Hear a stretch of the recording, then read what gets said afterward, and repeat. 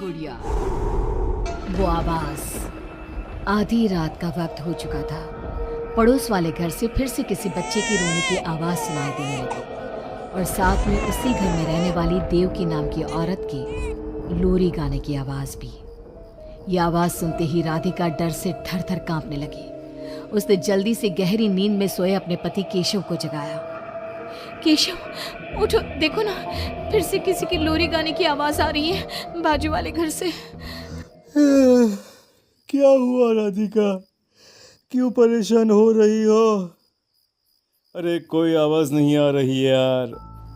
लेकिन अभी बस 2 मिनट पहले तो देव की लोरी गा रही थी और एक बच्चा रो रहा था। अरे कोई मूवी देख रहा होगा, उसकी आवाज होगी। देवकी और उसके पति मोनिश ने बताया ना कि उनके बच्चे नहीं होते। उस घर में कोई बच्चा नहीं है। अब ना तुम भी सो जाओ और मुझे भी सोने दो।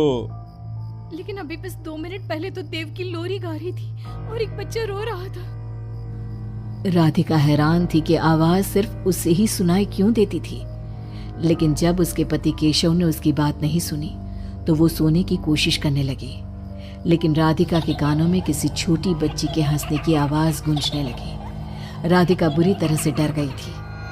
अगली सुबह मैं दुकान जा रहा हूँ, आज माल खत्म हो रहा है दुकान में। इन दिनों पता नहीं क्यों लोग जमकर खिलौने खरीद रहे हैं। आज बड़े बाजार जाकर सारे खिलौने ले आता हूँ। आप रात होने से पहले आ जाएंगे ना? लगता है तुम देवकी से अभी तक डरी हुई हो।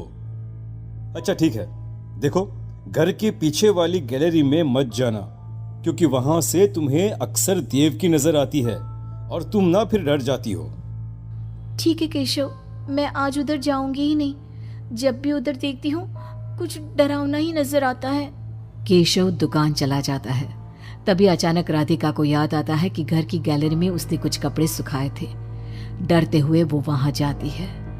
दूसरी तरफ देवकी की गैलरी नजर आती थी। राधिका जैसे ही कपड़े लेकर वापस आने को पलटती है, उसकी नजर सामने देवकी की गैलरी में पड़ी। वहां एक 4 साल की बच्ची खड़ी होकर उसे घूर रही थी। हे भगवान, ये कौन है? कौन है ये? मैं इससे पूछूं कि इसका नाम क्या है? हाँ, पूछ लेती हूँ, फिर केशव को बताऊंगी। वो मेरी बात पे भरोसा नहीं करते ना। बेटा, कौन हो तुम? हाँ, तुम्हारा नाम क्या है? गुड़िया। तभी अचानक वहां पर देवकी आती है और वो बच्ची गायब हो जाती है। क्या हुआ? आप किससे बात कर रही थी? वो यहाँ पे मैंने एक लड़की को देखा था। वो कौन थी? कहाँ गई वो अभी? कौन लड़की? मैंने कहा ना, मेरे घर में कोई बच्चा नहीं है। मैंने देखा था, वो यही थी। वो आपके पीछे कौन है? राधिका को फील होता है कि किसी ने उसे धीरे से पुकारा, आंटी। राधिका पलट कर देखती है तो वहां वो छोटी बच्ची खड़ी थी। राधिका चीख कर बेहोश हो जाती है। जब उसकी आंख खुलती है तो केशव उसके पास खड़ा था। क्या हुआ राधिका? राधिका, होश में आओ।